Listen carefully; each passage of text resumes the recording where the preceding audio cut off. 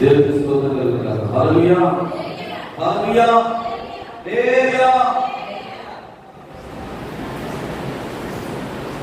హల్లెలూయా. యేసయ్య నామములో యేసయ్య నామమే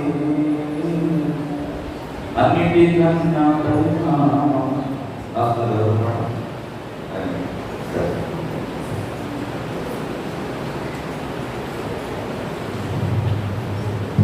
యేసయ్యను చూడాలని ఆశ, యేసయ్యను చేయాలని ఆశ. పాటు చదువుతున్నాము. యేసయ్యా నిన్ను చూడాలని ఆశ, యేసయ్యా నిన్ను చేరాలని ఆశ, యేసయ్యా నిన్ను చూడాలని ఆశ, యేసయ్యా నిన్ను చేరాలని ఆశ. ఎవరు ఉన్నారు నాకు ఈ లోకములో, ఎవరు ఉన్నారు నా జీవితమందు. ఇమ్మానుయేలైనా నా దైవం నీవేనా, ఇమ్మానుయేలైనా నా దైవం నీవేనా. యేసయ్యా నిన్ను చూడాలని ఆశ, యేసయ్యా నిన్ను చేరాలని ఆశ, యేసయ్యా నిన్ను చూడాలని ఆశ, యేసయ్యా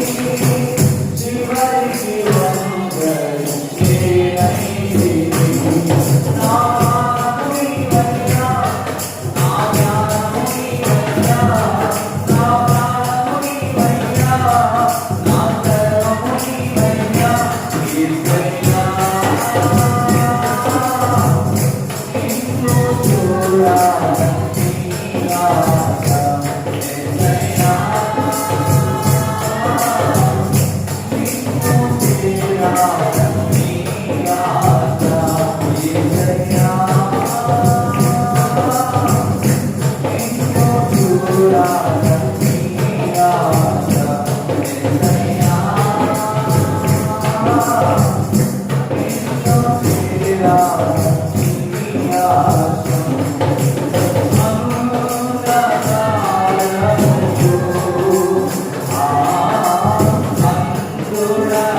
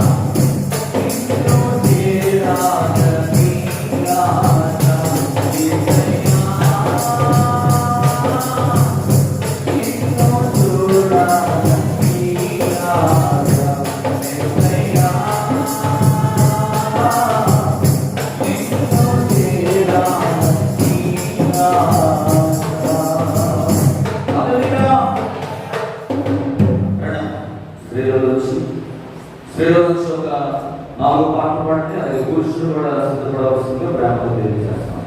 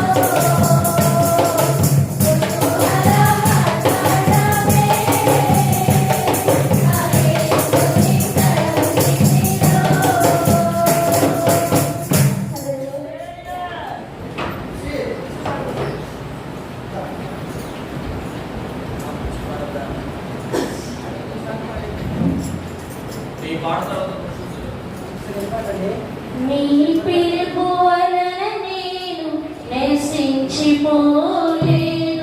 నీ ప్రేమ ఎన్నడూ నన్ను విడవలేదు. నీ కృప దాసుడ వలన జీవిస్తున్నాను. నీ ప్రేమకు సాటి లేదు. నీ కృప దాసుడ వలన జీవిస్తున్నాను. నీ ప్రేమకు సాటి లేదు.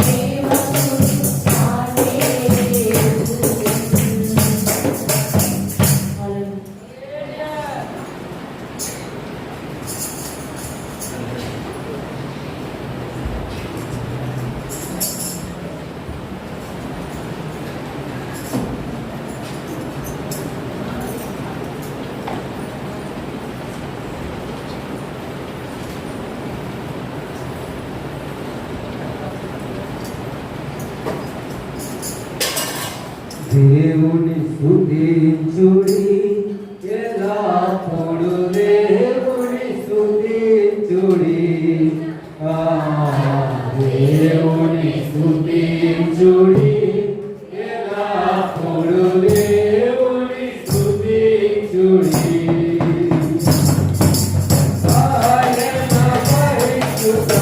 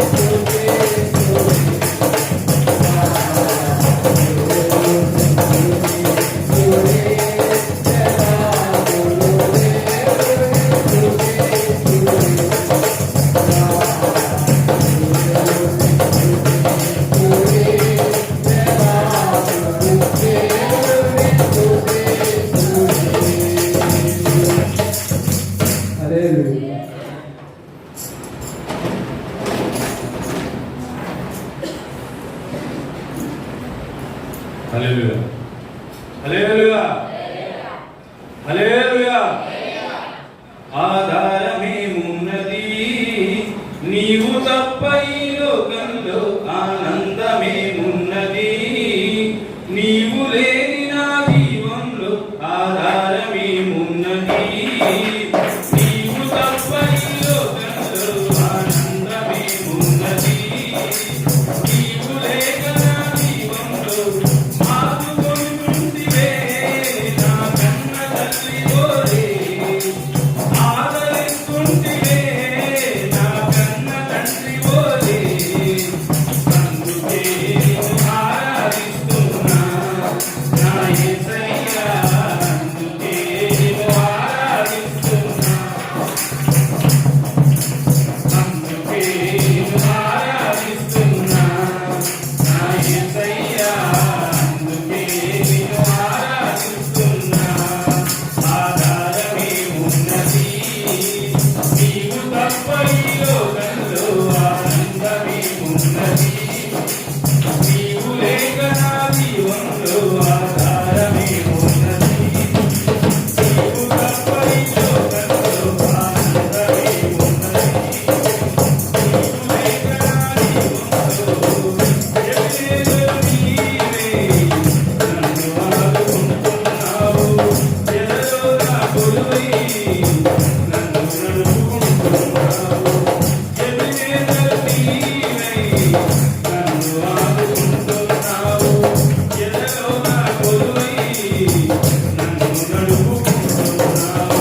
ఆరాధించేదా నా పూర్ణ మనసుతో, ఆరాధించేదా నా పూర్ణ హృదయముతో, ఆరాధించేదా నా పూర్ణ మనసుతో, ఆరాధించేదా నా పూర్ణ హృదయముతో.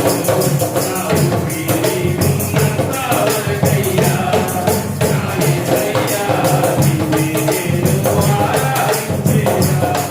నా ఊపిరి ఉన్నంత వరకయ్యా నా యేసయ్యా, నిన్నే నేను ఆరాధించేదా. ఆధారమేమున్నది నీవు తప్ప ఈ లోకంలో, ఆనందమేమున్నది నీవు లేక నా జీవంలో, ఆధారమేమున్నది నీవు తప్ప ఈ లోకంలో, ఆనందమేమున్నది నీవు లేక నా జీవంలో. నిన్ను విడువను ఎడబాయను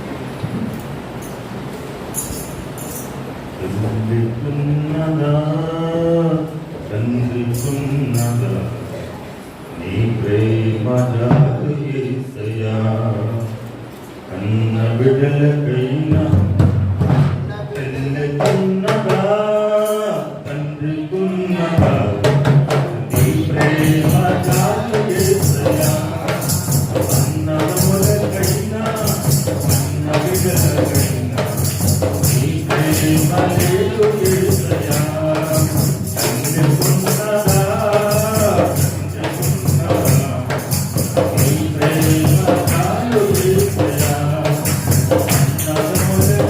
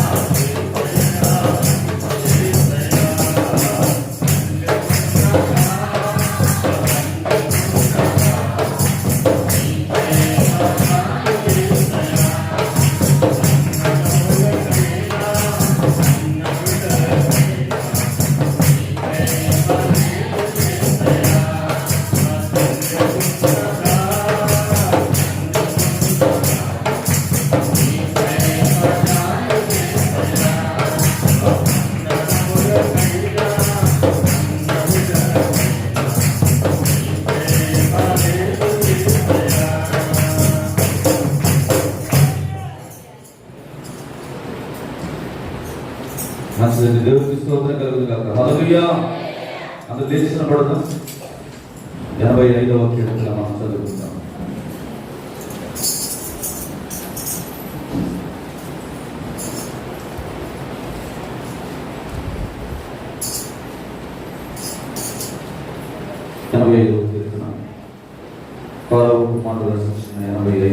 అందరం కలిసి చదువుతాం.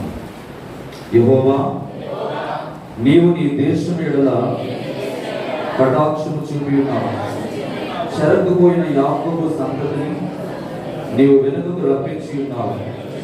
నీ ప్రజల దోషమును పరిహరించి ఉన్నావు. వారి పాపమంతయు కప్పివేసి ఉన్నావు. నీ ఉగ్రత అంతయు మానివేసి ఉన్నావు. నీ కోపాగ్ని చల్లార్చుకుని ఉన్నావు. మా రక్షణకర్తకు దేవా, మా వైపునకు తిరుగుము. మా మీదను నీ కోపమును చాలించుము. ఎల్లకాలము మా మీద కోపగించదవా? తరతరము నీ కోపము సాగించదవా? నీ ప్రజలు నీ యందు సంతోషించినట్లు నీవు మరలా మమ్మను బ్రతికింపవా? యెహోవా, నీ కృప మాకు కనపరచు. నీ రక్షణ మాకు దయచేయము. దేవుడిని యెహోవా సెలవిచ్చు మాటను నేను చెవిన పెట్టెదను. ఆయన తన ప్రజలతోనూ తన భక్తులతోనూ శుభవచనము సెలవిచ్చును. వారు మరలా బుద్ధిహీనులు కాకుందురు గాక.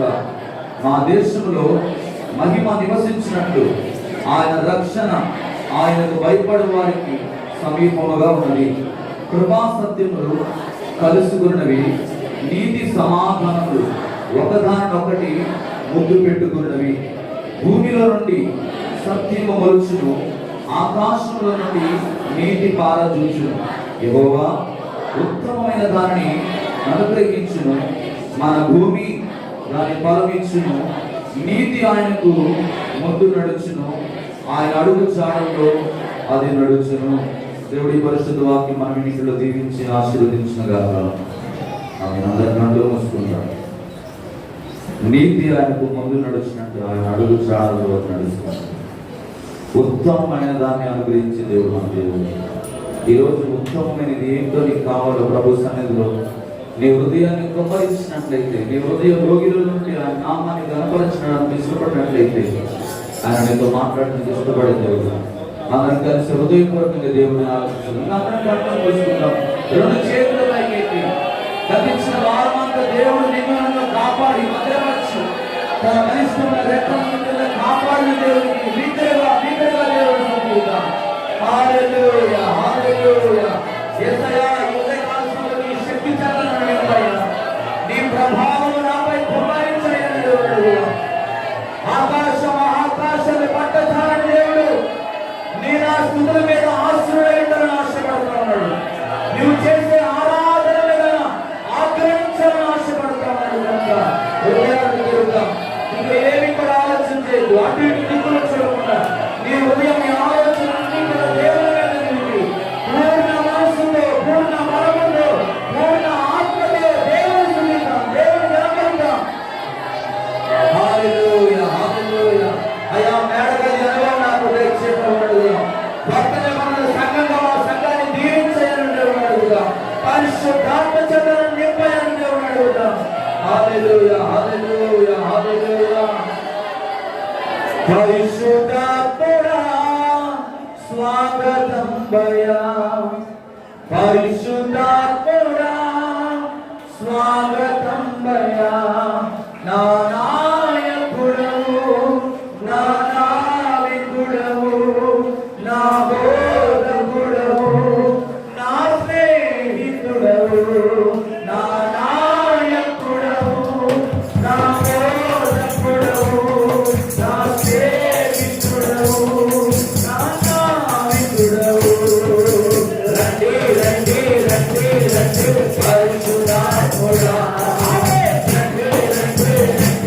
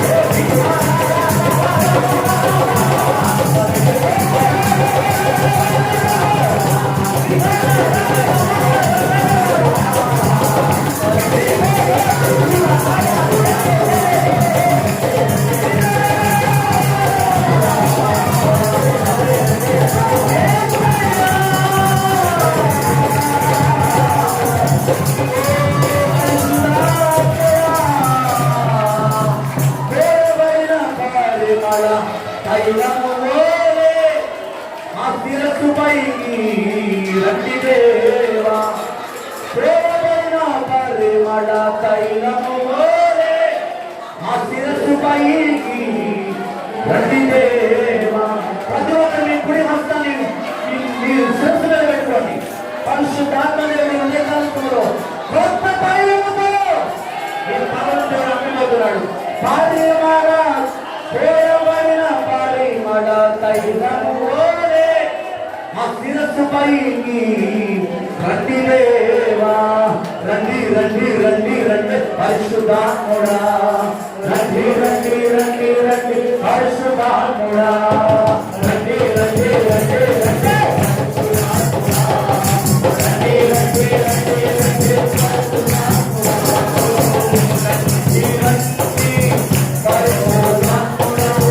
రండి రండి పరిశుద్ధాత్ముడా. రండి రండి రండి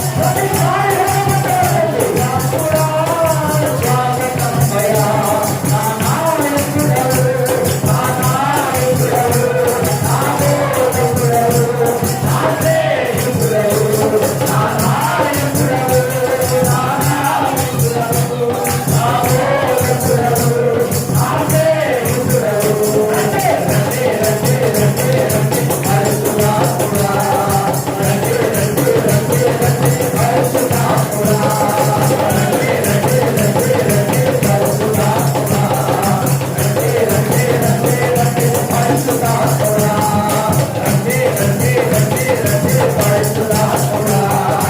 రండి రండి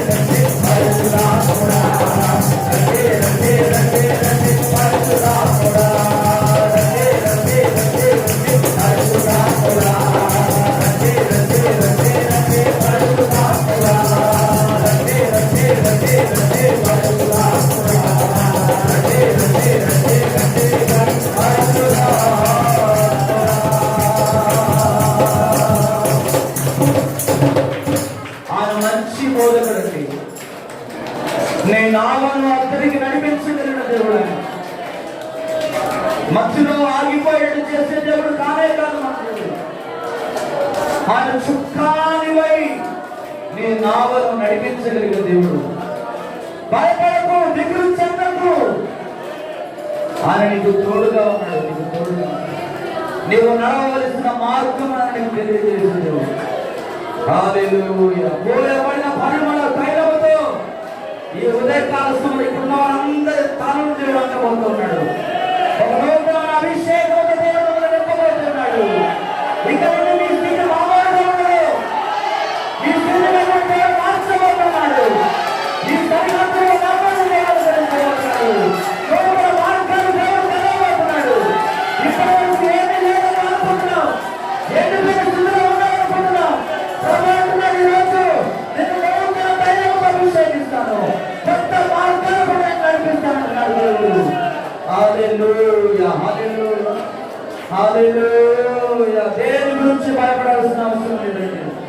పరిశుద్ధాత్మ దేవుడు మనకు బోధకుడు, మన మంచి స్నేహితుడు. ఆయన స్నేహితుడు, మంచి స్నేహితుడు. ఆయన నేను జారిపరుచున్నాడు. హల్లెలూయా. Thank you Jesus. నీ అవమానములకు తగిన పూదండగా దేవుడు నీకు అనుగ్రహించున్నాడు. హల్లెలూయా. పరిశుద్ధాత్మ దేవానికి వందనాలు.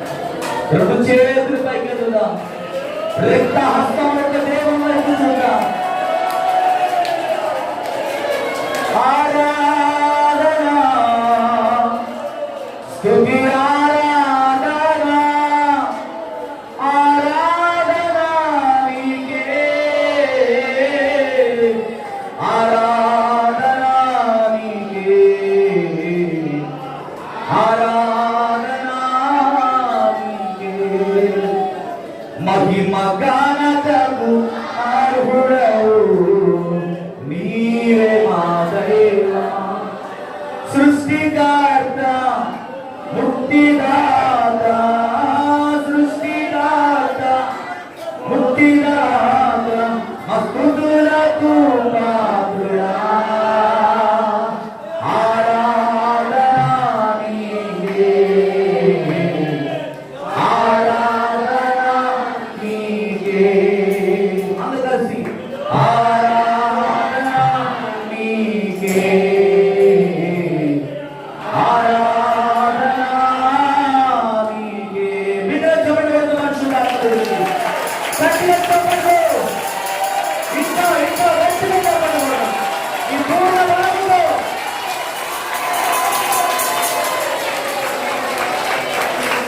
ప్రార్థన చేసుకుందాం.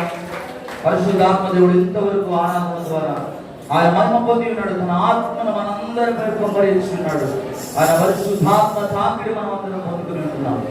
ఈ మధ్యాహ్నం కలుసుకుని దేవుడు మనందరితో మాట్లాడినట్లుగా చూడొచ్చిన మనందరి దేవుడు దీవించి ఆశీర్వదించి ఇంకా దేవుని ఆత్మచర్య మనందరినీ నింపునట్లుగా సంఘములో సమాధానం, నెమ్మది, ఆశీర్వాదం, సంతోషం దేవుడు ఎల్లవేళలా అనుగ్రహించినట్లుగా అనేక మందిని దేవుడు నడిపించినట్లుగా మన మధ్యలో ఆత్మీయతలు గారు ప్రార్థన చేస్తున్నట్లుగా అందరూ కళ్ళు మూసుకుని ఎక్కువ ప్రార్థన. తండ్రి పరిశుద్ధుడా, విమోచకుడా, సృష్టికర్త, ముఖ్యదాత, మహాదేవుడా, ఏమిచ్చి నీ రుణం మేము తీర్చగలమయ్యా. లభించిన వారం నుంచి వారం దాకా నీ ఉచితమైన కృతజ్ఞత నీ రెక్కలసారి మమ్మల్ని మా కుటుంబాన్ని సర్వ సంఘాన్ని జ్ఞాపకం చేస్తాం. అలానే ఆశీర్వదించండి, అలానే పరిశుద్ధపరిచిన ఏర్పరచలేదు మమ్మల్ని మా కుటుంబాన్ని సర్వ సంఘాన్ని నీ ఆలయంలో ప్రవేశపడి విధానపడి నీ నామానికి ఎక్కడేమి కూడా స్థితిస్తూ 4 రోజులు కష్టపడి 7వ రోజు నీ దేవుడని ఆత్మతో సత్యంతో ఆరాధించమని ఎక్కడ చెప్పింది. దేవా పడి పడిలో మా కండాలు తెచ్చున్నాం. చేసే స్నానంలో నీకు మాట్లాడతారు. ఈ గుంపులో ఎంతమంది అయితే ఆత్మని నివసించిపోతున్నారు. అది అపోషుల భూమి మీద పంపించిన పరిశుద్ధాత్మ శక్తి సర్వ సంఘం పైన నీకు మొక్కల మీద నీకు మొక్కలు ఆత్మని కుమరిస్తాను. నీ వాక్యం మాతో మాట్లాడు. నీకు మొక్కల మీద నీకు మొక్కలు ఆత్మని కుమరి ఆత్మ లేకపోతే నరకమే కదంటున్నాను. నమస్కారయ్యా, ఈ ఆత్మ నమస్కారం. ఏ రోజుని గజని తోడిక్కడ, ఏ రోజుని గజని తోడిక్కడ, ఏ రోజుని గజని తోడిక్కడ ఇప్పుడు వచ్చిన ప్రతి బిడ్డని పేరు పేరు నామాన్ని పడింది. ఏ రోజు అలాగే ఆత్మతో సత్యంతో ఈ నామానికి మహిమకరంగా సంగమలో శాంతి, సమాధానము, పరిశుద్ధత, ప్రేమ ఎదుగుతుంది. ఈ సంగములో ప్రేమను పుట్టించండి ప్రభు. స్తోత్రము దేవా. ఈ సంగమలో నీ ఆత్మ అభిషేకంతో నింపండి ప్రభు. స్తోత్రం. పాటలు పాడేవా నీ సన్నిధికి నడిపించి, రొమ్మ కొట్టేవా నీ సత్యాగ కొట్టేవా మారి నిర్మించేవా ప్రభు గారు సమర్పణ నా ప్రతి బిడ్డని నీ సన్నిధికి నడిపించి, ప్రభు గారు పనిచేస్తున్న వారిని ప్రతి వారిని సన్నిధికి నడిపించి నీ ప్రభు తన గవర్నమెంట్ జాబ్ వదులుకున్నాడు ప్రభు. రాజు దగ్గర తండ్రి మోమాన్ని వదులుకున్నాడు తండ్రి. నశించిపోతున్న శ్రేమ పత్రం గల ప్రకారం కలగాలి సిద్ధపడ్డాడు ప్రభు. అటువంటి వారు ఒక్కరైనా ఈ సంఘంలో లేదా ప్రభు? అటువంటి వారు ఒక్కరైనా ఈ దేశంలో లేదా ప్రభు? అయ్యా ప్రభు గారు పనిచేసే ప్రతి బిడ్డని ఈ సంఘంలో దేవనతని ప్రభు. దేవాకుడి వచ్చిన ప్రతి బిడ్డ మీది హాస్పిటల్లో పడి ఉన్న తల్లి కాస్మని నుండి ప్రభు సంపూర్ణమైన ఆరోగ్యమైనటువంటి సల్మాన్ రాజకుమార జవాబు అభ్యస్తుడిని కూడా ముట్టండి ప్రభు. స్తోత్రం. ఇంకా సగంలో తల్లి జీవితం కూడా ముట్టండి ప్రభు. స్తోత్రం. నిండి చోరగా నాకు సుఖమైన ప్రార్థనివ్వండి ప్రభు. స్తోత్రం. దేవా పడవా నమస్తరందరికీ మనసుగా జీవించడానికి సాయం చేయండి. అనేక మంది రోగులు పేరు పేరు పేరు పేరు నామాలు పడి తీర్చి సేవకులు మరిపచ్చు అందరూ కావలసిన వాక్యం ఏమి మాట్లాడబోతున్నావో వాక్య శక్తితో మాట్లాడు. నీటి మూలముగా ఆత్మ మనం మాత్రమిస్తేనే కానీ దేవుని పరలోక రాజ్యం చేత నీ వేదన గతించిన వారని చెప్పారు. ఈ వారం మా కొరకు ఏమి సిద్ధపరిచారు. ఇంకా నీ వాక్య శక్తిగా మాకు అర్థమయ్యే హృదయములుగా ఇచ్చి నీ సేవకు మండించిన దీపంగా ఎదిగించి తన భార్య తన బిడ్డలు తన తల్లిదండ్రులు తనకి కొట్టిన సేవకుల పాపాలను మండించిన దీపంగా ఎదిగించి ఏ అప్పులోకాన్ని తాకిన అందరూ సేవలో వచ్చారని చెప్పుకుని సేవ కలిసి ఎవరు కూడి వచ్చిన ప్రతి ఇప్పుడు నీకు గరుడ కుమారుడైన ఆనందాన్ని గుర్తించవుతాను. గరుడ కుమారుడైన ఆనందాన్ని కూడా ముట్టించుకోవాలని ఆరోగ్యం ఇప్పుడు వచ్చిన ప్రతి ఇప్పుడు నీ పేరు పేరు దేవచ్చు నీకు అందరూ వారికైనా ప్రతి కొందరు లేదంటే నీ చిత్తం రాజపడుతుంది. నా ప్రాంతాన్ని వచ్చిన ప్రార్థన సమాధానం బదిలించారు. నిశ్చలమైన మాను వేడుకొస్తున్నాను తండ్రి. అందరూ కూర్చున్నాము.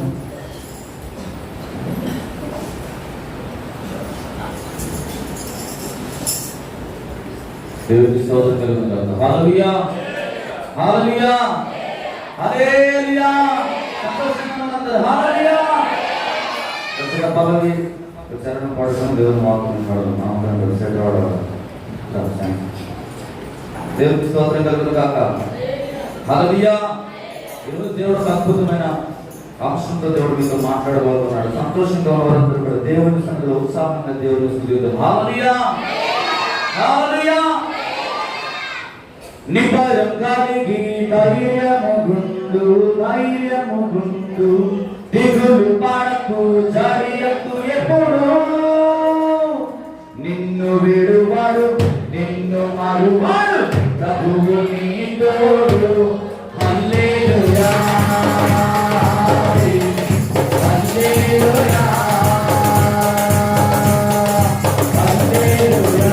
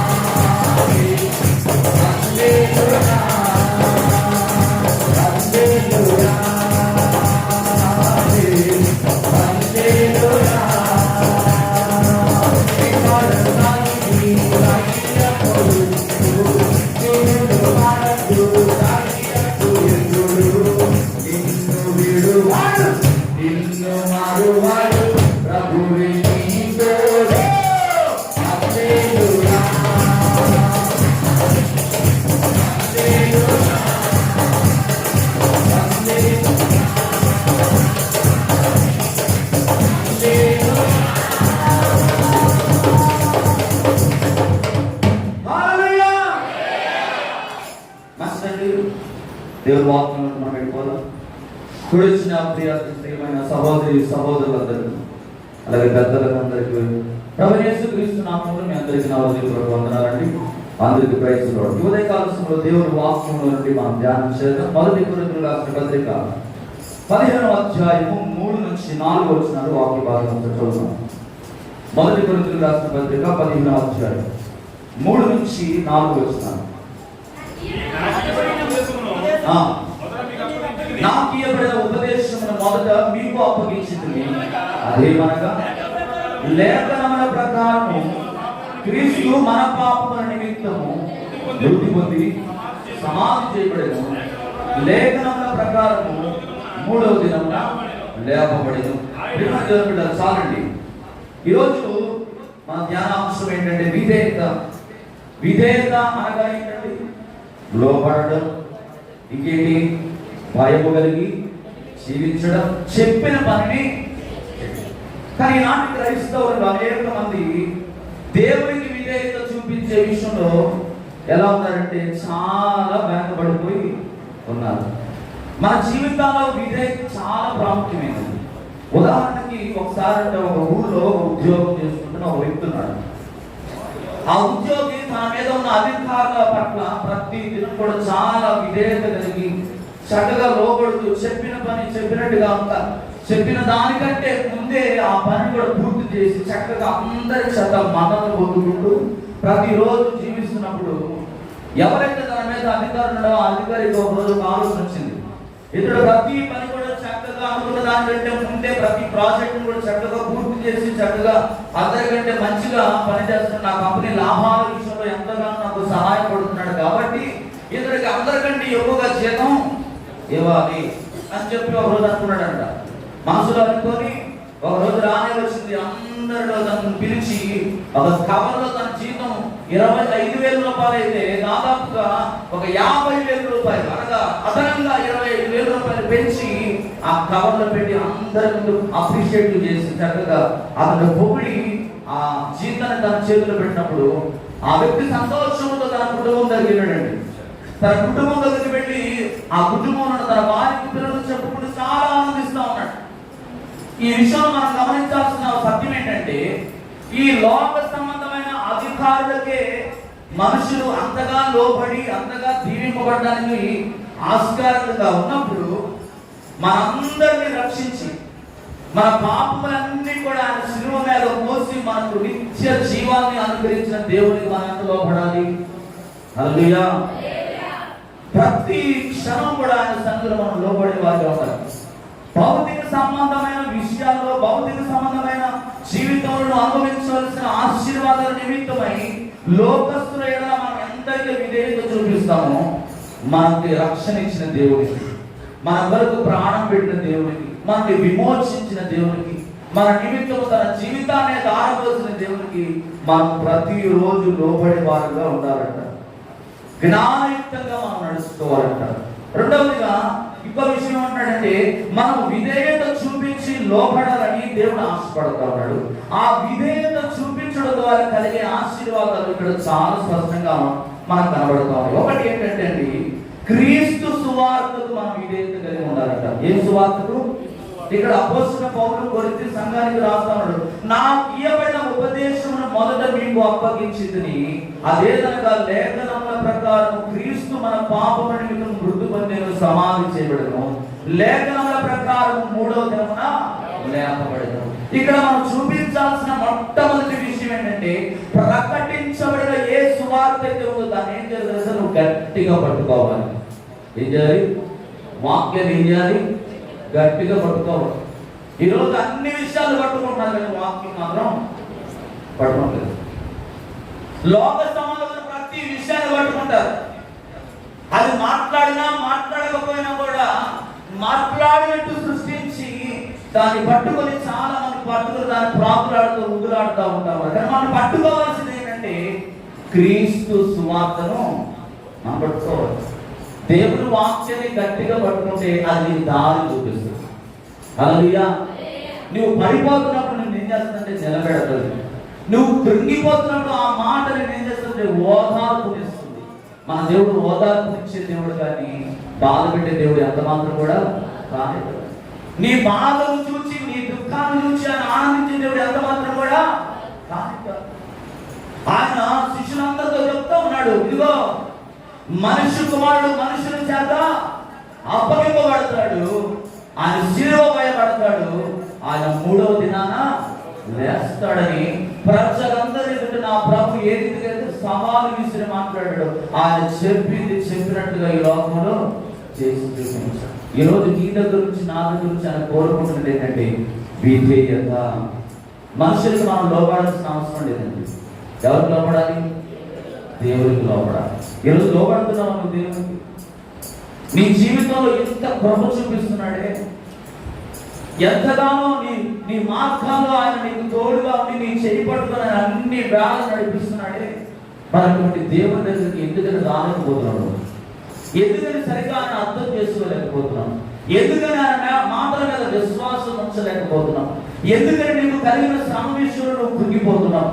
ఎందుకని నీకు ఎదురైన అవమానం విషయంలో కుమిలిపోతున్నావు? ప్రభు ఈరోజు మాట్లాడుతున్నాడు, నీకు ప్రకటింపబడిన ఏ సువార్త అయితే ఉందో, నా మాట జాగ్రత్తగా వినాలి అందరూ, నా పేరు చూడండి, నీకు ప్రకటింపబడిన ఏ మాట అయితే ఉందో దాన్నే నువ్వు చూడాలి, అంతే తప్ప అటు ఇటు నీ కళ్ళు ఎప్పుడు కూడా తిరగకూడదు. ఏ సువార్త చేత అయితే నువ్వు దేవుని దగ్గర నడిపించబడ్డావో, ఏ రక్షణ సువార్త అయితే దేవుడు నీకు బోధించాడో, ఏ మాట అయితే దర్శనం ద్వారా నీతో మాట్లాడాడో, ఏ వాగ్దానం అయితే నువ్వు పొందుకున్నావో, ఆ వాగ్దాన ఫలం పొందుకునేంత వరకు నువ్వు ఓపిక కలిగి ఉండాలి. హల్లెలూయా. మనం పొందుకున్న వాగ్దాన ఫలం నెరవేరుతుందా నెరవేరదా? ఎంతమంది నమ్ముతున్నారండి?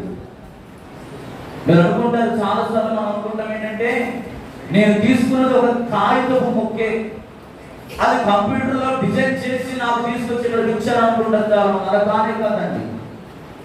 ఈ సంవత్సరం అంతా కూడా, ఈ 2024 సంవత్సరం అంతా కూడా నువ్వు ఎలా నడవాలో, నువ్వు ఎలా ప్రవర్తించాలో, ఎలా జీవించాలో, ఏ సమయంలో ఏ అవసరత నీకుందో, ఏ సమయాల్లో దేవునితో మాట్లాడాలో, ఆ ప్రతి దాని విషయమై నా ప్రభు ముందుగానే గ్రహించి నీకు వాగ్దానం ఇచ్చాడు.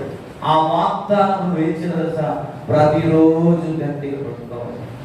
నీ గుండెలకు ఆ వాగ్దానాన్ని హత్తుకొని, ప్రభా ఎన్ని శ్రమలు ఎదురైనా, ఎన్ని కష్టాలు ఎదురైనా, ఎన్ని అవమానాలు ఎదురైనా, ఆ రోజు నాకు ఏ రీతిలో అయితే సహాయం చేశావో, ఆ రోజు నా కష్టంలో ఏ రీతిలో అయితే నాకు తోడుగా ఉన్నావో, ఇదిగో ఈ రోజు నా బలం అయితే చాలదు ప్రభా, నేను చాలా బలహీనుడిగా ఉన్నాను, ఇది నా వల్ల కావడం లేదు, నేను ఎంత ప్రార్థన చేయాలని నాకు ప్రార్థన రావట్లేదు ప్రభా, ఇదిగో ఈ రోజు నేను ఒట్టి వాడిగా నీ ఎదుట నిలబడి ఉన్నాను, ఇదిగో నీ వాగ్దానం నా జీవితంలో నెరవేర్చు.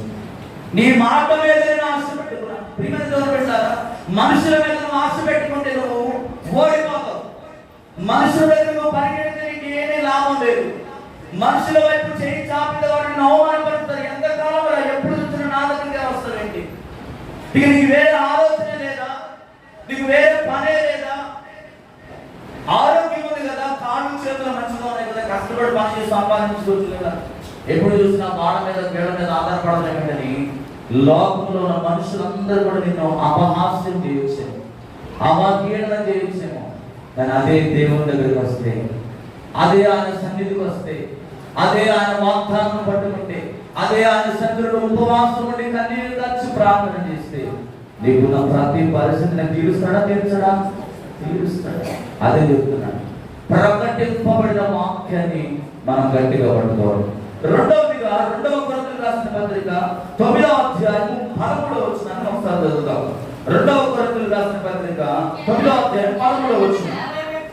యాలనగా క్రీస్తు సువార్తను అంగీకరించుమని ఒప్పుకొనుట యందు మీరు విధేయులైనందు చేతను వారి విషయము, అందరి విషయము ఇంత ఔదార్యముగా ధర్మము చేత నమ్ముచాతను ఈ పరిచర్య మూలముగా మీ యోగ్యత కనబడినందున వారు దేవుని మహిమపరుచున్నారు. ఒకటి, వాక్యాన్ని మనం గట్టిగా పట్టుకోవాలంట. రెండవది ఏం తెలుసా? ఒప్పుకున్న దాని యందు మనం విధేయులై ఉండాలి. ఏ వాక్యాన్ని అయితే పట్టుకున్నావో, ఏ వాగ్దానం అయితే పొందుకున్నావో, ఆ వాగ్దానం వేయించాలంటే ప్రతిరోజు కన్ఫెస్ చేయాలి, అనగా ఒప్పుకోవాలి. నా జీవితంలో ఈ వాగ్దానం జరుగును గాక, నా జీవితంలో ఈ వాగ్దానం నెరవేరును గాక అని ప్రతిరోజు వేయించాలని నీ నోటితో ఒప్పుకోవాలంట. ఒకటి పట్టుకోవాలి, రెండోది ఏం చేయాలి? ఒప్పుకోవాలి. ఈరోజు చాలా మంది దేవుని వాగ్దానాలు పొందుకుంటున్నారు కదా, దాన్ని ఒప్పుకోలేకపోతున్నారు. వారి జీవితంలో దాన్ని అప్లై చేసుకోలేకపోతున్నారు. వారి జీవితంలో ఎప్పుడైతే అప్లై చేసుకుంటారో, ఇక్కడ దేవుడు అంటున్నాడు కదా, ఏమంటాడండి? ఈ పరిచర్య మూలముగా మీ యోగ్యత కనబడినందున వారు దేవుని మహిమపరుస్తారు. ఎప్పుడైతే వాగ్దానం పొందుకుంటావో, ఒప్పుకుంటావో, నీ జీవితంలో కలిగేది ఏంటంటే యోగ్యుడుగా నేను దేవుడు ఇస్తాడు. యోగ్యమైన దానిగా నేను ఎంచుతాడు.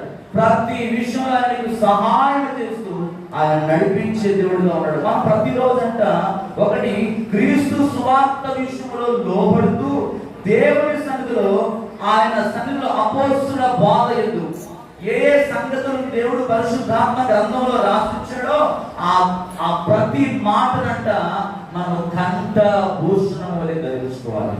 మన చేతులకు కడియము వలె దాన్ని వేసుకోవాలి. చాలా మంది బంగారపు కడియాలు వేసుకుంటా ఉంటారు, ఎండి బ్రాస్లెట్స్ వేసుకుంటా ఉంటారు. అలాగే వాక్యం అంటారు కడియము వలె ధరించుకోవాలి.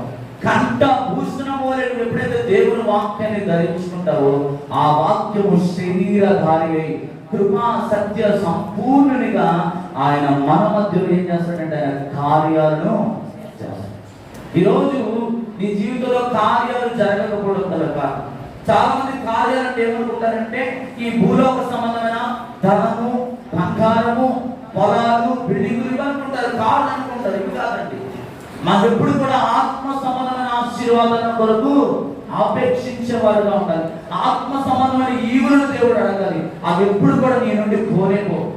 ఈ లోపల సంపాదించిన ఆస్తంతా కూడా ఒకరోజు నిన్ను విడిచి వెళ్ళిపోతుందేమో, కానీ ఆత్మ సంబంధంలో పొందుకున్న ప్రతి ఆశీర్వాదం అది ఎప్పుడు కూడా నేను విడిచిపెట్టనే విడిచిపెట్టు. అది ఎప్పుడు కూడా నీతోనే ఉంటుంది, నిన్ను బలపరుస్తుంది. నీవు కృంగిపోయినప్పుడు ఆ వాగ్దానం ఏం చేస్తుంది, ఆ వాగ్దానం ఫలం ఏం చేస్తుందంటే నిన్ను మరలా లేపి నిలబడుతుంది. కనుక మనం ప్రతిరోజు వాగ్దానం ఏం చేయాలంటే ఒప్పుకోవాలి.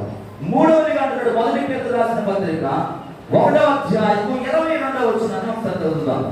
మూడవ లక్షణం మనం ఏం కలిగి ఉండాలో చూద్దాం ఒకసారి.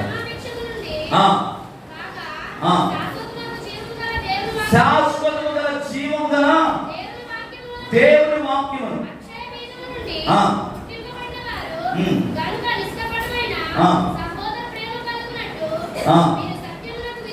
మీరు సత్యమునకు విధేయత చూపుట చేత మీ మనస్సును పవిత్ర పరచుకొనిన వారైంది ఒకరినొకడు హృదయపూర్వకముగాను మిక్కటముగాను ప్రేమించుడి. దేవుని స్తోత్రం కలుగును గాక. హల్లెలూయా. క్షయబీజం అంటే ఏంటండి? క్షయము అంటే ఏంటి? తొలగిపోయేది, నీ నుండి దూరం అయిపోయేది. నువ్వు ఎంత ప్రయత్నం చేసినా అది నీ దగ్గర నుంచి పోతూనే ఉంటుంది. కానీ అక్షయం అనేది ఏంటంటే అది ఎప్పుడు కూడా నీ ఎందుకు నిలిచి ఉండేది. మనం ఎప్పుడు కూడా దేవుని ఆశీర్వాదాన్ని అడగాలి. నేను అంటున్నాడు కదా, మూడవదిగా మనం నేర్చుకోవాల్సింది సత్యమునకు మనం విధేయులై ఉండాలి. సత్యం ఏం చేస్తుందంటే నేను స్వతంత్రుడుగా చేస్తాను. అసత్యం నిన్ను ఎప్పుడు కూడా పాపం వైపు నడిపిస్తుంది. అసత్యం ఎప్పుడు కూడా నిన్ను లోపంలోకి నడిపిస్తుంది, అబద్ధాల వైపు నడిపిస్తుంది, అన్యాయం వైపు నడిపిస్తుంది, అక్రమాల వైపు నడిపిస్తుంది. కానీ దేవుని వాక్యం ఎక్కడ నడిపిస్తుంది? మంచి మార్గం నడిపిస్తుంది. దేవుని వాక్యములో మనం ఉన్నప్పుడు మనం ఒక తప్పిపోవాలని ప్రయత్నం చేసినా కూడా ఆ వాక్యం మనం ఏం చేస్తుందంటే మరలా నిన్ను గుర్తుపడుతుంది. దేవుడు మనల్ని స్వతంత్రంగా చేశాడండి సత్యానికి. మనం అసత్యం వైపు నడవకూడదు, అసత్యపు బోధల వైపు మనం నడవకూడదు. ఈరోజు చాలా సంఘాల్లో అసత్యమైన బోధలు ప్రకటింపబడతా ఉన్నాయి. ప్రియమైన దేవుడు బిడ్డలారా, దేవుని రాకడ అతి సమీపంలో ఉండగా నీవు సత్యము మీద స్వతంత్రులుగా కట్టబడను. అప్పుడంట కలిగే ఆశీర్వాదం గురించి చెబుతున్నాడు. ఏమని? మీరు సత్యమునకు విధేయుల చేత మీ మనస్సును పవిత్రపరుచుకొని ఒకరినొకడు ఏం కలిగి ఉండాలంట? హృదయపూర్వకముగాను మిక్కటమైన ప్రేమ. ఇప్పుడు ఒక పార్కులో ఇద్దరు లవర్స్ ఉంటారండి. వాళ్ళు ఏం చేస్తారు? ఎప్పుడు ఏం చేస్తారు? మాట్లాడుకుంటారు, కబుర్లు చెప్పుకుంటారు. నువ్వు పోయి చెప్పాల్సిన అవసరం ఉందా వాళ్ళకి? మాట్లాడుకో, మౌనంగా ఉన్నావేంట్రా? ఏదైనా మాట్లాడు, ఏదైనా మాట్లాడచ్చు కదా. పోయి గిఫ్ట్ తీసుకొని ఇల్లు ఇవ్వచ్చు కదా. మూడో వ్యక్తి కల తీసుకుంటాడా? కలెక్ట్ తీసుకోడు. ఒక వ్యక్తి మీద ఉన్న ప్రేమ మూడో వ్యక్తి వచ్చి చెప్పాల్సిన అవసరం లేదు. ఆ వ్యక్తి మీద ఎంతైతే ప్రేమ ఉందో ఈ వ్యక్తి ఏం చేస్తాడంటే చెప్పకుండా తన ప్రేమను వ్యక్తీకరిస్తాడు, కనపరుస్తాడు. అది బహుమతి రూపంలోనో లేకపోతే తన అందాన్ని పొగుడుతూ తన జీవితంలోనే చక్కగా వర్ణిస్తూ తన మాటలు ఏం చేస్తాడంటే ఆ వ్యక్తి మీద మాట్లాడుతూ ఉంటాడు, విడుదల చేస్తూ ఉంటాడు, కనపరుస్తూ ఉంటాడు. తన ప్రేమ రకరకాలుగా చాక్లెట్లు ఇవ్వడం ద్వారానో, బహుమతులు ఇవ్వడం ద్వారా, లేకపోతే వస్త్రాన్ని తీసుకెళ్ళి ఇవ్వడం ద్వారా, పూలు ఏదో తనకు ఇష్టమైన తీసుకెళ్ళి చేస్తాడంటే ఇచ్చి తన ప్రేమను వ్యక్తీకరిస్తాడు. అలాగే క్రైస్తవులుగా సంఘములో మనం ఎలా ఉన్నారంట? మిక్కడమైన ప్రేమ కలిగి ఉండాలి. విడదీయరాని బంధము కలిగి మనం ఉండాలండి. మన భాషలు వేరు కావచ్చు, మన ప్రాంతాలు వేరే కావచ్చు, మన గ్రామం వేరే కావచ్చు, రకరకాల విధానాల నుంచి మనం ఇక్కడికి వచ్చి ఉండొచ్చేమో కానీ ఒకే రక్తంలో మనం కడగబడ్డాం. యేసు రక్తంలో మనము కడగబడ్డాం. మనలో ఏమాత్రం కూడా భేదాభిప్రాయాలు ఉండకూడదు. కోపం వచ్చినా కూడా, తగాదం వచ్చినా కూడా ఎలా ఉండదు తెలుసా? సూర్యోదయం నుండి సూర్య అస్తమయం లోపల మనం ఏం చేయాలి? ఈరోజు అనేక దినాల నుండి నువ్వు ప్రార్థన చేస్తున్నావు, కానీ నీ ప్రార్థనకు సమాధానం రావట్లేదు. ఎన్నో దినాలుగా దేవుని సన్నిధిలో మొరపెడుతున్నావు, కానీ జవాబు రావట్లేదు. ఎప్పుడైనా ఆలోచించావా? ఎందుకని? ఎక్కడ లోపం ఉందని ఎప్పుడైనా గ్రహించావా? ప్రేమ లేకపోవడం, మిక్కటమైన ప్రేమ. నువ్వు ఎప్పుడైతే సత్యము మీద నువ్వు తిరుగుతావో, సత్యం వైపు నీ మనసు ఉంచుతావో, నీకేం కలిగిందంటే ప్రేమను కలిగింది. ప్రేమను పొందుకుంటావు. కోపం అనేది నీలో ఉండదు. ఎంత తిట్టినా, కొంతమంది చూడండి, ఎన్ని మాటలు అన్నా కూడా స్మైల్ పెడతా ఉంటారు, నవ్వుతూనే వెళ్ళిపోతారు తప్ప మారు మాట. క్రైస్తవుడు అంటే అలా ఉండాలి. మనందరం కూడా ఎప్పుడైతే అలా ఉంటామో అప్పుడే నువ్వు నిజంగా విధేయత చూపినట్లు దేవుడికి. ఈరోజు విధేయతలను చూపుతున్నానని చెప్పి నిన్ను నీవు మోసం చేసుకుంటున్నావేమో. ప్రభు మోసపోకుడి మీరు వెక్కరింపబడతారు. క్రైస్తవుడైన వాడు ఎప్పుడు కూడా వెక్కరింపబడకూడదండి. మనం ఎప్పుడు కూడా జ్ఞాపకపడాలి. దేవుని చేత కొనియాడబడేవారుగా ఉండాలి. దేవుని చేత బాగా మంచి దాసుడని పొగడబడేవారుగా ఉండాలి. కనుక సత్యం వైపు మనం పెట్టుకోవాలి. సాతానుడు ఏం చేస్తున్నాడు? ఈ రోజు అనేక మందిని అసత్యం వైపు తీసుకెళ్తా ఉన్నాడు, అబద్ధ బోధ వైపు తీసుకెళ్తా ఉన్నాడు. ఎప్పుడు చూసినా అసమాధానం చేయడానికి ప్రయత్నం చేస్తున్నాడు. ఈ రోజు వాటికి నువ్వేం తెలుసా? నీ కాళ్ళ కింద శీఘ్రముగా నువ్వు చితకబడతావు. ఓ సాతానా, నువ్వు నా కాళ్ళ కింద చితకబడి ఉన్నావు. నువ్వు ఓడిపోయిన వాడవు, నువ్వు బలము లేని వాడవు అని చెప్పి నిన్ను నీవు ధైర్యం తెచ్చుకొని వాడాలంటే నేను ఎందుకు బాధపడాలి? నా ప్రభు నాతో ఉన్నాడు, ఆయన నా పక్షం యుద్ధం చేయడానికి సిద్ధంగా ఉన్నాడు, నన్ను నిలబెట్టేవాడు ఆయన. మీరు ఓడిపోయేటట్టు చేసే దేవుడు కాదు అని చెప్పి నువ్వు ఏం తెలుసా? రెట్టింపు భావంతో నిలబడి పౌరుషంగా దేవుని కొరకు వాడబడి వాడగా ఉండాలి. హల్లెలూయా. అంతేగాని వాడు ఎలా ఉన్నారు, వీళ్ళు ఎలా ఉన్నారు, ఎందుకు అన్నది అదే మాట పట్టుకొని 24 గంటలు అన్నం తినకుండా, నీళ్లు తాగకుండా, ఇంట్లో పని చేయకుండా ఒక మూల కూర్చొని నన్ను అలా అంటుందా, నన్ను అలా అంటుందా, నన్ను అలా అంటుందా, ఇదే పక్షం పలుకుతూ ఉండకూడదు. విడిచిపెట్టాలి. యేసు నామములో విడిచిపెట్టబడుతుంది అన్న. నీలో ఉన్న ప్రతి విధమైన చింత యేసు నామములో తొలగిపోవాలి కాక. ఈరోజు మిక్కటమైన ప్రేమ కలిగి నువ్వు దేవుని వెంబడించావు. 4వ లక్షణం ఏముండాలంటే రోమీయులు రాసిన పత్రిక 6వ అధ్యాయం 17వ వచనాన్ని ఒకసారి చదువుతాం. 4వ లక్షణం మనకు కావాల్సినది, ఏ ఉపదేశమునకు మీరు అప్పగింపబడినో ఎలా ఉన్నారండి? హృదయపూర్వకంగా లోపడాలంట. హృదయపూర్వకంగా లోపడాలి. ఏ ఉపదేశానికైతే దాసులమై ఉన్నామో, ఒకప్పుడు పాపానికి దాసులమై ఉన్నాం, క్రీస్తు రక్తము చేత ఈ రోజు మనము దేవుని కుమార్తెలుగా కుమారులుగా పిలువబడుతున్నాం. ఆ బోధకు, ఆ సత్యం అనే బోధకు, ఆ పరిశుద్ధాత్మ దేవుడిని నడిపించి ఆ సత్యములోకి నడిపించి ఆ బోధ విషయమై నువ్వు ఎలా ఉండాలంటే నీ హృదయాన్ని హృదయపూర్వకంగా అప్పగించుకోవాలి. ప్రతి దినం నువ్వు హృదయపూర్వకంగా దేవుని పాదాల చేత నీళ్ల వలె నీ హృదయాన్ని అప్పగించుకోవాలి. అనగా నీ పాపాలు ప్రతి దినం దేవుని దగ్గర ఉంచుకోవాలి. ఈరోజు నాకు చాలా సంతోషం ఏంటంటే, చాలా దినాల తర్వాత పావుని మా నాన్నగారు వచ్చి ఆయన పాట పాడుతుంటే నాకు చాలా సంతోషం అన్నమాట. హల్లెలూయా. అంటే ఈ మార్పు కలిగించింది ఎవరండి? దేవుడే. ఆయన ఆరాధించాలనే ఆశ నీలో ఉంటే ఆయన ఖచ్చితంగా నీకు ఆయన నన్ను నేర్పించి నిలబెట్టేది. మా పురుషులందరూ కూడా చాలా రోజులు చాలా ఆశపడతారు ఏంటంటే, మేము ఎలాగైనా దేవుణ్ణి స్తుతించాలి, దేవుని సన్నిధిలో మేము పాడాలి, ఆయన నామాన్ని గణపరచాలి, ఆయన పొగడాలి, ఆయన ఆరాధించాలని చాలా రోజుల నుంచి ఆశపడుతున్నప్పుడు దేవుడు ఈ రోజు వారి ఆశను నెరవేర్చాడు, వారి ఆశను దేవుడు తీర్చాడు.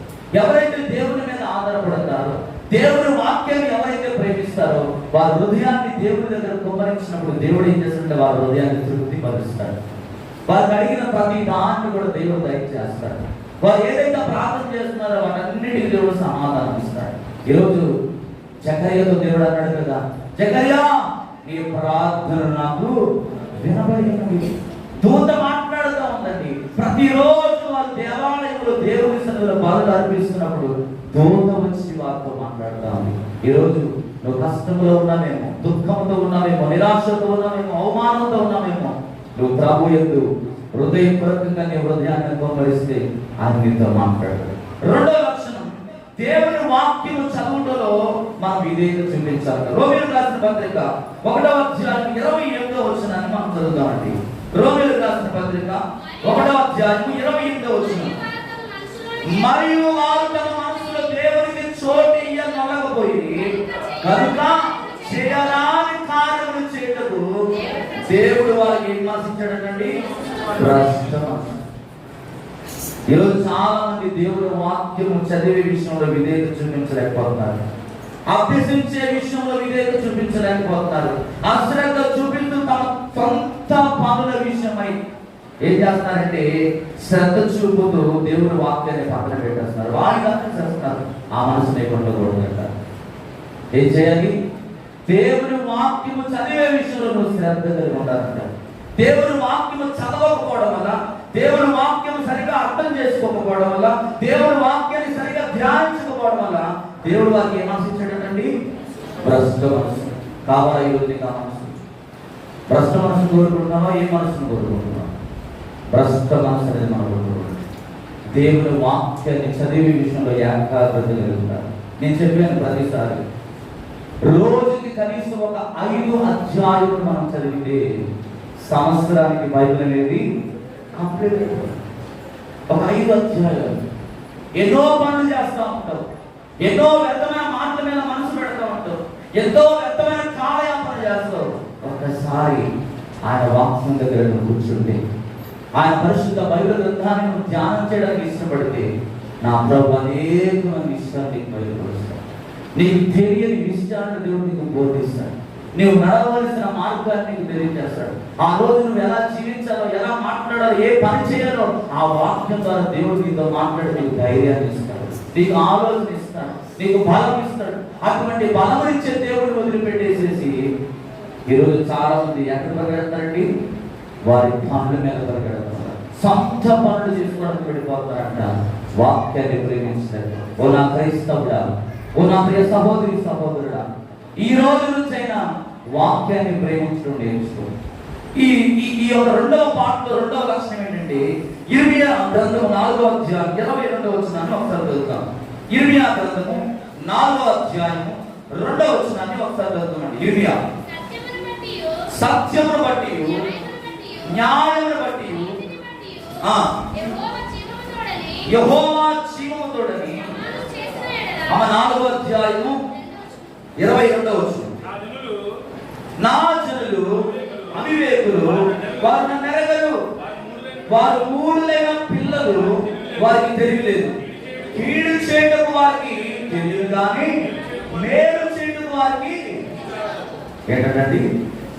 నా ప్రజలు అవివేకులు అంట. వారు మూడులు, వారు మూఢత్వం కలిగి జీవిస్తా ఉన్నారు. వారి పిల్లలకి ఏం లేదంట, తెలియలేదు. వారు కీడు చేయడానికే వారు కోరుకుంటున్నారు కానీ మేలు చేయడానికి వారికి ఏం లేదంట. ఈరోజు నువ్వు ఎలా ఉండాలి? అవివేకులుగా, మూడులుగా ఉండకూడదంట. నువ్వు ఎలా ఉండాలంటే, ఎలా ఉండాలి? ఎలా ఉండాలని చెప్తున్నాడు దేవుడు? మేలు చేయడానికి బుద్ధి కలిగి ఉండాలి. వాక్యం చదవడం వల్ల కలిగే లక్షణం ఏంటంటే మేలు చేసేవాడుగా ఉంటావు.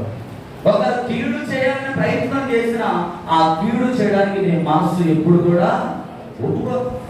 నువ్వు వాక్యం చదవకపోవడం వల్లనే నీ మనసులో ఏమొచ్చిందంటే కీడు చేయాలని తలంపు వచ్చింది, అబద్ధాలు చెప్పాలని ఆలోచన వచ్చింది, మోసం చేయాలని ఆలోచన వచ్చింది, తొందరపడి వాడిగా ఉండాలని ఆలోచన వచ్చింది, తగాదాలు పెట్టే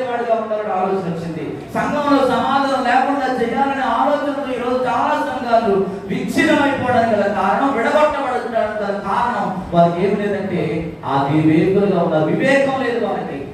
అందుకు ప్రభు అన్నాడు, నీకు వివేకము కలిగి యుద్ధము చేయమంటున్నాడు. వివేకము కలిగి మనం ఎప్పుడు కూడా సాతానును ఓడించేవారిగా దేవుడి వాక్యాన్ని పట్టుకోవాలి. ఎప్పుడైతే దేవుడి వాక్యాన్ని చదువుతామో మనలో మేలు చేయాలనే ఆలోచన వస్తుంది తప్ప కీడు చేయాలనే ఆలోచన రానేదా. ఈ రోజు నుంచి దేవుడిని అడగండి, ప్రభా నీ వాక్యం చదవడం వల్ల ఎంత గొప్ప మేలుందా, ఎంత గొప్ప ఆశీర్వాదం ఉందా, ఇన్ని రోజులు నేను తెలుసుకోలేకపోయానయ్యా. ఇదిగో ఈ రోజు నుంచి నీ వాక్యాన్ని నేను ప్రేమిస్తాను, నీ సన్నిధిని నేను ప్రేమిస్తాను, నాకున్న పనులన్నీ కూడా నేను పక్కన పెట్టేస్తాను, నీ వాక్యాన్ని నేను పట్టుకొని ముందుకు పెడతానయ్యా. వివేకము కలిగి మంచి పనులు చేయడానికి నన్ను నేను పూనుకుంటానని ఈ రోజు నువ్వు తీర్మానం చేసుకోవాలని ప్రభు ఆశపడతా ఉన్నాడు. మూడవ లక్షణం ఒకసారి సామెతల గ్రంథం 1వ అధ్యాయం 7వ వచనం. ఎంతమందికి వాక్యం అర్థమవుతుంది? ఆ వాక్యం అర్థమవుతుందా? అర్థమవుతుందా? చెప్తాం ఒకసారి. హల్లెలూయా. అర్థం కానవద్దు కూడా చెప్తాం. హల్లెలూయా. అర్థం కావలేదు? 1వ అధ్యాయం 7వ వచనం. యెహోవా యందు భయభక్తులు కలిగియుండుట తెలివికి మూలము, మూర్ఖులు జ్ఞానమును ఉపదేశమును తిరస్కరిస్తారు. ఏంటండి? మూర్ఖులు ఏం తిరస్కరిస్తారంట? జ్ఞానాన్ని.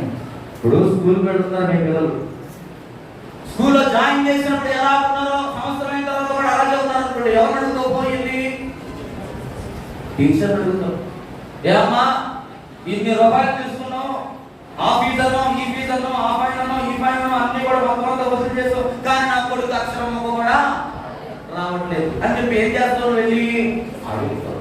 కానీ కొంతమంది ఉన్నారు బాధ్యత కలిగిన తల్లిదండ్రులు ఏం చేస్తారంటే స్కూల్లో చెప్పిన దాని పాఠాన్ని పిల్లలను సరిగా విన్నారో లేదో ఇంటికి వచ్చిన తర్వాత ఒక బాధ్యత కలిగిన తండ్రిదండ్రులు ఏం చేస్తామంటే పిల్లలను కూర్చోబెట్టి మరలా వాటిని ఏం చేస్తావు? బై హార్ట్ చేస్తావు, వాళ్ళకి నేర్పిస్తాం. మనం కూడా దేవుని సన్నిధిలో చిన్న పిల్లలని మనం తగ్గించుకోవాలి. మనకు అన్ని తెలిసి ఉండొచ్చండి, నువ్వు ఎంతో జ్ఞానవంతుడు కావచ్చు, అయినా కూడా ప్రతిరోజు వాక్యం చదువుట విషయంలో ఎలా ఉండదు తెలుసా? చిన్న పిల్లోడు వల్ల మారిపోవాలి, చిన్న పిల్లదాని వల్ల నువ్వు మారిపోవాలి. పసి పిల్లలు, సండే స్కూల్కి వచ్చిన పిల్లలు ఎలాగైతే వాక్యాన్ని శ్రద్ధగా వింటారో ఎదిగిన మనము కూడా దేవుని సన్నిధిలో వినేవారిగా ఉండాలి. ఈరోజు చాలా మంది సంఘంలో కూర్చుంటున్నారు, body is present mind is absent. మనుషులు ఇక్కడే ఉంటారు కానీ మనసులు మాత్రం ఎక్కడెక్కడో పోతూ ఉంటారు, ఎక్కడెక్కడో తిరుగుతూ ఉంటారు, ఏదేవో ఆలోచన చేస్తూ ఉంటారు, ఏదేవో తలంపులు కలిగి ఉంటా ఉంటారు. అలా ఉండకూడదండి. నువ్వు మందిరంలోకి వచ్చావంటే నీ మనస్సు, నీ ఆలోచన, నీ హృదయం దేవుని వాక్యం మీద నిలపాలి. అప్పుడే నువ్వు మేలు పొందుకోవాలి. ఈరోజు మన కడుపున పుట్టిన పిల్లల విషయంలో, వారి భవిష్యత్తు విషయంలో మనం ఎంతైతే ఆలోచన చేస్తామో మన పరలోకపు తండ్రి కూడా మనం ఫలించాలని కోరుకుంటాడు. మనం ఎక్కడున్నామో అక్కడే ఉండకూడదండి. ఎక్కడ వేసిన బంగారు అక్కడే ఉన్నట్టు మన జీవితాలు ఉండకూడదు. మనం ఫలించాలి. ఆత్మీయ జీవితంలో మనం వర్తిల్లాలి. ఏ శరీర విషయాల్లో వర్తిల్లుతున్నామే. ఈరోజు చాలా మంది యేసు ప్రభువును నమ్ముకొని కొడాయిల కాడ అక్కడ ఇక్కడ చిన్న చిన్న విషయాల్లో వారు రోజు పెద్దగా తెరిచి మాట్లాడుతూ ఉంటారు, పెద్దమైన మాటలు మాట్లాడుతూ ఉంటారు, పెద్దగా ఆలోచన చేస్తూ ఉంటారు, గొడవలు పెట్టుకుంటూ ఉంటారు, అసూయ పడుతూ ఉంటారు, వెళ్తూ ఉంటే వాడలేకపోతూ ఉంటారు. వాళ్ళ ఎప్పుడు చూసినా వాళ్ళు ఏదో ఒక మాటలు మాట్లాడుతూ ఉంటారే. మరి క్రైస్తవుడుగా యేసుక్రీస్తును అంగీకరించి నీవు ఆయన పాడే విషయంలో, ఆయన సన్నిధిలో ప్రార్థించే విషయంలో, ప్రకటించే విషయంలో ఎందుకని మౌనంగా ఉంటాము? మౌనంగా ఉండకూడదు. దేవుడు నీకు ఎన్నో అవకాశాలు ఇచ్చాడు. ఈరోజు లోకంలో ఎంతో మంది నశించిపోతున్నారు, ఎంతో మంది మరణిస్తూ ఉంటున్నారు. కానీ ప్రభువుని నువ్వు ప్రేమించాడు. మీరు ఒక విషయాన్ని గమనిస్తే 2019, 2020, 2021 సంవత్సరాలు, 3 సంవత్సరాలు మనం ఆలోచన చేస్తే ఒక్కసారి వెనక్కి తిరిగి వెళ్ళి భయంకరమైన దినాలండి, భయంకరమైన దినాలు. ఇలా మందిరంలో కూర్చొని ఆరాధన చేసుకొని భయంకరమైన పరిస్థితులు, చాటున దొంగ వచ్చినట్లుగా మరి భయపడుతూ అర్ధరాత్రి మందిరానికి వచ్చి నువ్వు ప్రార్థన చేసుకుని వెళ్ళేవే, అప్పుడు నా విశ్వాసం, అప్పుడు నా భక్తి జీవితం, అప్పుడు నా ఏకాగ్రత, అప్పుడు దేవుని మీద నీకు ఆ విశ్వాసం, ఆ ప్రేమ ఈ రోజు నీ జీవితంలో కనబడటం లేదు. ఈ రోజు నీకు ఆ జీవితంలో కనబడటం లేదు. ఈ రోజు ఆ అంతటి ఉద్యమమైన ఆరాధన ఎందుకని ఒకసారి ఆలోచించి, ఈరోజు దేవుడు ఎందుకు నన్ను ప్రేమించాడు? కొన్ని కోట్ల రూపాయలు కలిగిన వారి డబ్బు వారిని బ్రతికించలేకపోయినారు. కొన్ని కోట్ల రూపాయల ఆస్తులు ఉన్న వారి ప్రాణాన్ని తగ్గించుకోలేక కనీసం వారి శవం కూడా ఇంటి దాకా రాకుండా ఊరి బయటే ఒక పెద్ద పోయి అందరినీ ఒకే దాంట్లో పాతి పెట్టి ఒక దుర్భరమైన భయంకరమైన పరిస్థితుల్లో మనం ఉన్నప్పుడు ప్రభు మనల్ని కాపాడాడే. ఎందుకని ఆయన ప్రేమను మర్చిపోతున్నాం? ఎందుకని నీ పట్ల చూపిన వాత్సల్యతను మర్చిపోతున్నాం? ప్రభు అంటున్నాడు కదా, ప్రభు అంటున్నాడు, నా వైపు తిరగండి. దేవుని వాక్యం వైపు మనం తిరగాలి. ఆయన వాక్యాన్ని చదివే విషయంలో యెహోవా యందు మనం భయాన్ని భక్తిని మనం చూపించినప్పుడు ఆ వాక్యం మనం ఎప్పుడు కూడా స్వతంత్రంగా. చూడండి, మూడవ లక్షణం, మరో లక్షణం. కొరింథీయులకు రాసిన పత్రిక 15వ అధ్యాయం 34వ వచనం. మొదటి కొరింథీ 15:34. మరియు మేము ప్రాణ భయముతో నుండిన ఎడల సహోదరులారా మిమ్మును గూర్చి నాకు కలిగిన అతిశయం నేను దినదినమును చనిపోవచ్చున్నానని చెప్పాను. అమ్మా, మొదటి కొరింథీయులకు రాసిన పత్రిక, నీతి ప్రవక్తన గలవారై మేల్కొని పాపము చేయకుడి, దేవుని కూర్చిన జ్ఞానము కొందరికి లేదు, మీకు సిగ్గు కలుగుట ఇట్లు. ఏ ప్రవక్త అంటండి? నీతి ప్రవక్తన కలిగి ఉండాలంట. నీతి ప్రవక్తన కలిగిన వారు ఏం చేయరు?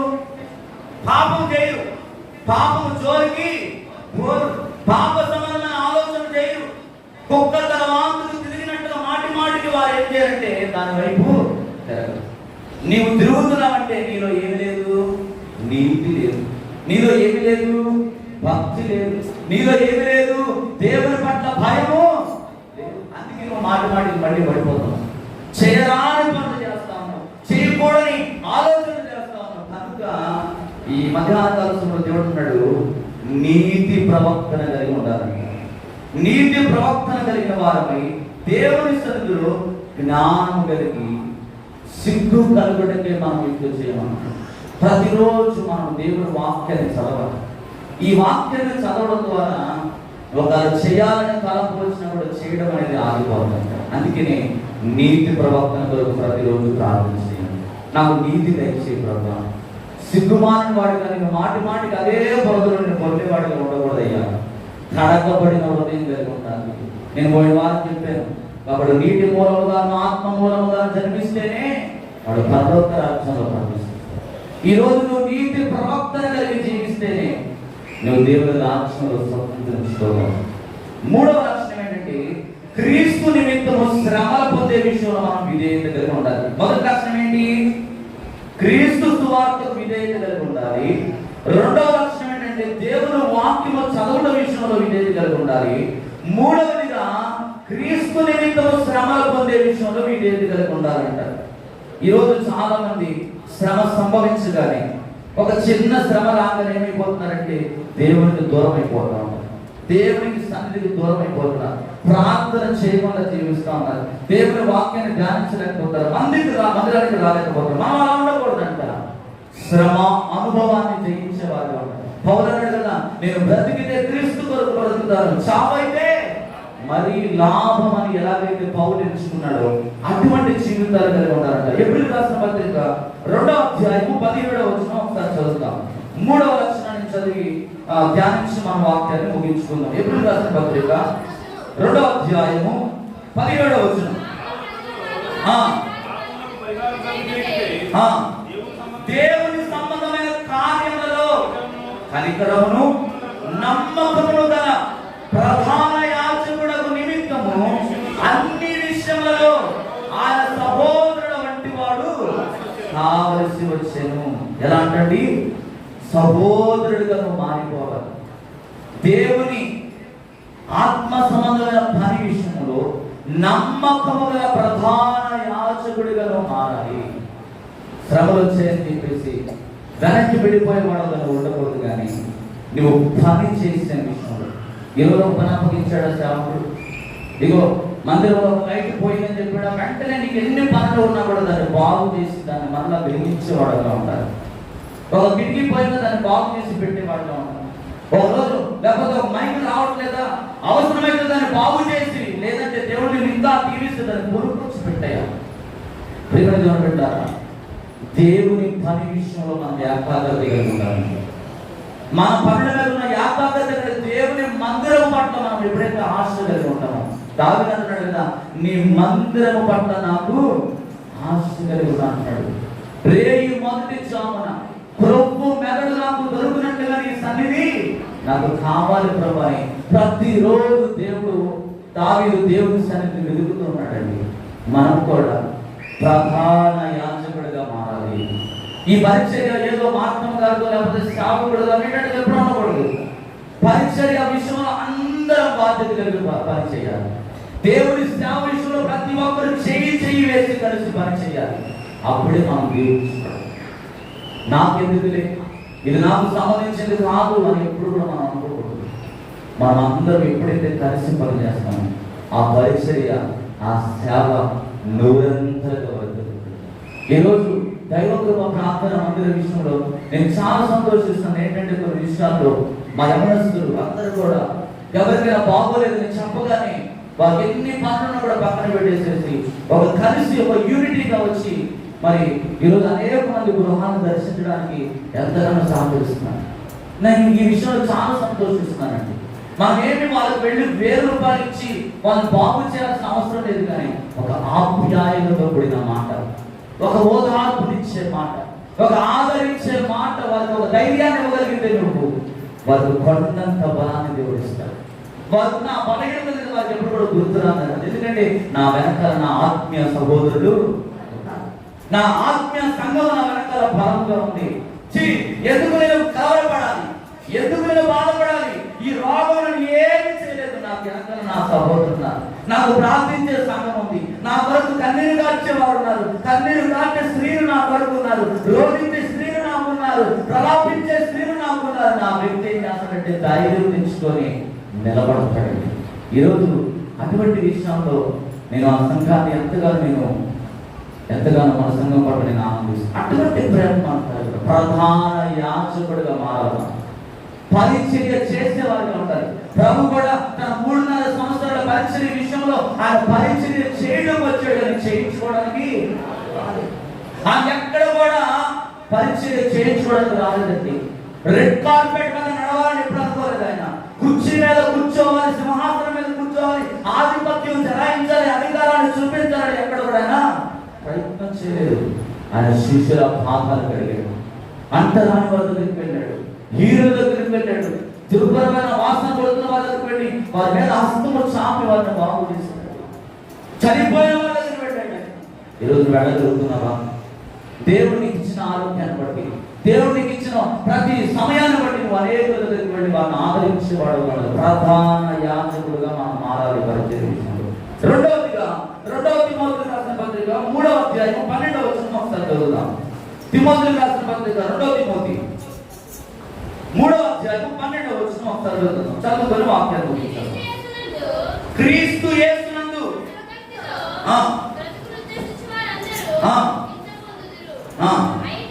అయితే దుర్జనులను వంచకులను ఇతరులను మోసపరచుచు తామును మోసపుచ్చుచు అంతకంతకు చెడిపోదు. చాలండి. ఎలా ఉంటాడండి? క్రీస్తునందు సద్భక్తితో మన బ్రతకాలంట. ఎలాంటి భక్తి ఉండాలి మనకి? సద్భక్తి ఉండాలి. దుర్జనులాగా, వంచకులాగా, ఇతరులను మోసం చేసేవాళ్ళగా మనం ఎప్పుడు కూడా ఉండకూడదంట. సద్భక్తితో, మంచి భక్తి కలిగి మనం దేవుని కొరకు పరిచర్య చేయాలి. సద్భక్తితో దేవుడిని సేవించాలి. మంచి హృదయంతో దేవుని దగ్గరికి రావాలి. మంచి ఆలోచనతో దేవుని దగ్గరికి రావాలి. పరిచర్య పట్ల ఒక మంచి సహాయాలు చేసే హృదయం గలవాడవై ప్రతి విషయంలో నీ చేయి దాచుకోకుండా నువ్వు చేయి చాపేవాడిగా ఉన్నప్పుడు ఆయన నీ అక్కర్లన్నీ కూడా తీరుస్తాడు, నీ అవసరతలన్నీ కూడా తీరుస్తాడు. నీకు మంచి పాటను దేవుడు ఇస్తాడు, నీ వ్యాపారం దేవుడు అభివృద్ధి చేస్తాడు, నీ పిల్లలకు మంచి భవిష్యత్తును దేవుడు ఇస్తాడు. నీ పిల్లలకు మంచి సంబంధాలు కావాలంటే సంబంధాలు నడిపిస్తాడు, ఒక మంచి భవిష్యత్తును దేవుడు దేవుడు మీ పిల్లలను అనుగ్రహించాలంటే సద్భక్తితో దేవుని సేవ చేయాలి. సద్భక్తితో దేవుని సేవకుడికి సహకరించేవాడుగా ఉండాలి. సేవకురానికి సహకరించేవాడుగా ఉండాలి. మంచి పనులు చేసేవాడుగా ఉండాలి. పరిచర్య పట్ల భారం కలిగి ఉన్నప్పుడే నీ కుటుంబం దీవించబడుతుంది. అంతేగాని దుర్జనులాగా, వంచకుడిలాగా, మోసంతో, చెడ్డ ఆలోచనతో, చెడ్డ ప్రవర్తనతో మనం ఉంటే మన దేవుని ఆశీర్వాదం పొందుతాడు. కాబట్టి ఈ మధ్యాహ్న కాల సమయంలో ఈ 3 లక్షణాలు మనం కలిగి ఉండాలి. ఒకటి, క్రీస్తు స్వార్థ విషయంలో విధేయత కలిగి, వాక్యము చదివే విషయంలో విధేయత కలిగి, మూడవదిగా పరిచర్య పట్ల విధేయత కలిగి మనం జీవితాం. మందిరంలో ఏదైనా పాడైపోతే చెప్పాల్సిన అవసరం లేదు. నీకు తెలుసు, వచ్చేసి వెంటనే దాన్ని బాగు చేసేవాడు కనుగొంటాడు. బాగు చేసేవాడు మందిరం పట్ల మనం ప్రేమ కలిగి ఉంటాడు. అప్పుడే మన ఇల్లు దీవించబడదు. కనుక ఈ మధ్యాహ్న కాల సమయంలో ఈ 3 లక్షణాలు దేవుడు మనందరికీ అనుగ్రహించిన గాక. ఆమేన్. వీలైతే ఇంకా చాలా మంది వచ్చే వారిని ధ్యానం చేద్దాం, ప్రార్థన చేసుకుందాం. ఈ సమయంలో ప్రభువా, నేను కూడా ప్రభువా క్రీస్తు సువార్త విషయంలో విధేయత కలిగే వాడుగా ఉండాలి. ప్రభువా, నిన్ను ప్రేమించే లక్షణాలు నాకు తెలుసు.